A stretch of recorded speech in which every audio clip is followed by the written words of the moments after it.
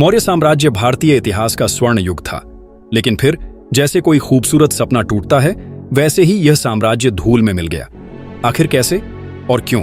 तो साथियों, आज हम मौर्य साम्राज्य के दुखद पतन की कहानी सुनेंगे, इसके कारण जानेंगे और उसका विश्लेषण करेंगे। मौर्य साम्राज्य का एक वह दौर था जब भारत ने विश्व को अपनी ताकत दिखाई।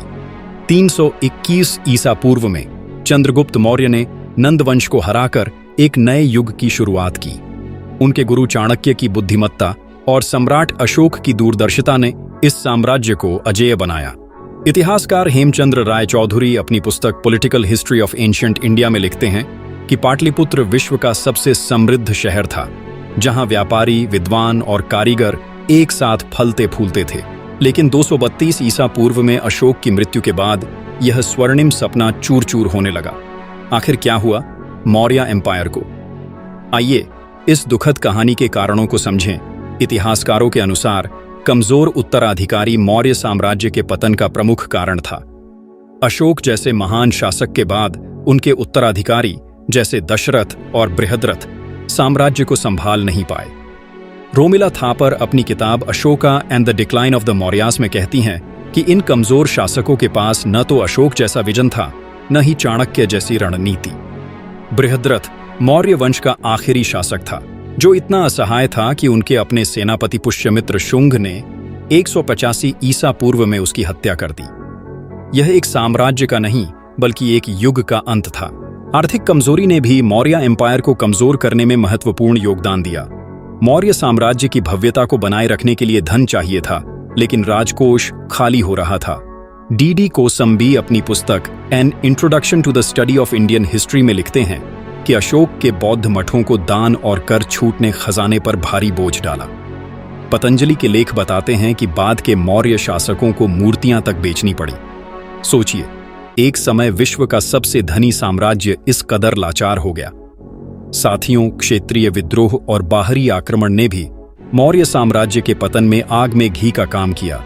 इतना विशाल साम्राज्य एकजुट रखना आसान नहीं था। विदेशी इतिहासकार हरमन कुल्के और डाइटमार रोदरमुंड अपनी किताब अ हिस्ट्री ऑफ इंडिया में बताते हैं कि तक्षशिला और दक्षिण भारत में विद्रोह की चिंगारियां भड़क उठी। उत्तर पश्चिम में यूनानी और शक आक्रमणकारियों ने सीमाओं को तोड़ना शुरू किया। ग्रीक इतिहासकार पॉलिबियस के लेख इस अशांति का सबूत हैं। मौर्य साम्राज्य की एकता धीरे धीरे टूट रही थी, जैसे कोई कांच का महल चटक रहा हो। साथियों, अशोक की बौद्ध नीतियां शांति का संदेश देती थीं, लेकिन इनका दूसरा पहलू भी था। पंडित हरप्रसाद शास्त्री अपने लेखों में कहते हैं कि यज्ञ बलि पर रोक और बौद्धों को संरक्षण से ब्राह्मण समुदाय नाराज हो गया। हालांकि हेमचंद्र राय चौधरी अपनी किताब political history of ancient India में तर्क देते हैं कि अशोक सभी धर्मों के प्रति उदार थे।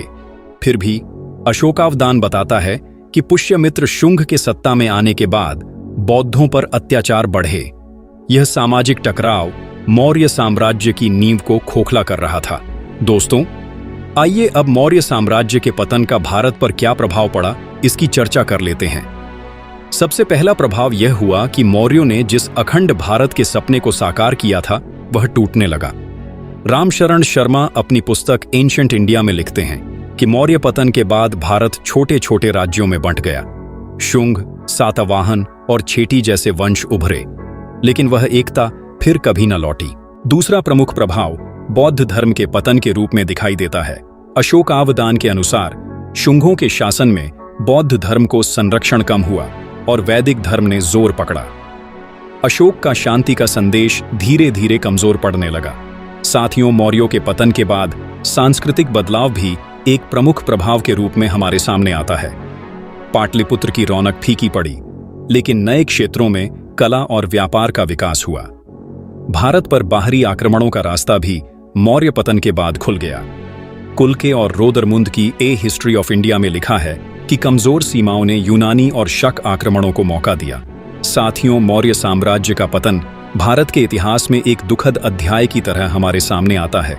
रोमिला थापर, डी कोसंबी, हेमचंद्र राय चौधरी और रामशरण शर्मा जैसे इतिहासकारों ने अपनी किताबों में इस कहानी को बयां किया है। कमजोर नेतृत्व, खाली खजाना और बिखरती एकता ने इस स्वर्ण युग को खत्म किया, लेकिन मौर्य वंश की विरासत आज भी जीवित है।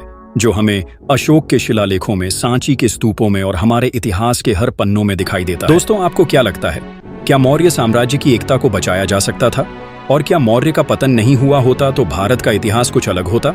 अपनी राय कमेंट में बताएं और इस दुखद कहानी को अपने दोस्तों के साथ शेयर करें। और अंत में, अगर ये वीडियो आपके दिल को छू गया हो तो लाइक करें, शेयर करें और चैनल को सब्सक्राइब करें। अगले वीडियो में हम मौर्य काल की कला और स्थापत्य की बात करेंगे। तब तक इतिहास को जिंदा रखें। जय हिंद, जय भारत।